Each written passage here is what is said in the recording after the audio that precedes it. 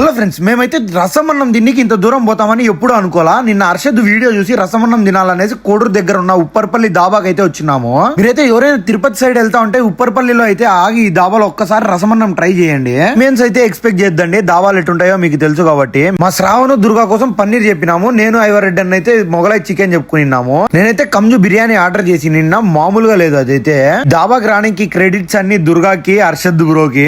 ఈ కంజు బిర్యానీ అయితే మామూలుగా లేదు. ఇది బిర్యానీ కన్నా పులావ్ అంటే మేలు. పేర్లతో ఏముందిలేండి, ఫుడ్ అయితే మామూలుగా లేదు. దుమ్ము దుమ్ము దులిపేసినాడు కంజు బిర్యానీ అయితే. మేమైతే రసమన్నం కోసం వచ్చినాము. ఫస్ట్ ఏమన్నా దీన్ని లాస్ట్ లో రసమన్నం చెప్పుకుందాం అనేసి ఇంకా రసమన్నం అయితే ఆర్డర్ ఇచ్చినాము. వీళ్ళైతే ఒక కప్పులో రైస్, ఒక కప్పులో రసం అయితే ఇస్తారు. ఏం తినకుండా ఓన్లీ రసమన్నం తినేలాగైతే ఒకరికైతే ఫుల్ సరిపోతాది. మేమైతే వేరేవి కూడా తిన్నామనేసి ఒక రసమన్నం ఇద్దరం అయితే షేర్ చేసుకున్నాం. ఇద్దరికి ఫుల్ అవుతుంది. మా వాళ్ళకే కాదు, నాకు కూడా చాలా బాగా నచ్చింది. మిరియాల రసము ఘాటు ఘాటుగా సూపర్ ఉన్నింది. మీరైతే చెప్తే నమ్మరు, ఉత్త రసమే తాగేయచ్చు తెలుసా, అసలుకి అంత బాగుంది.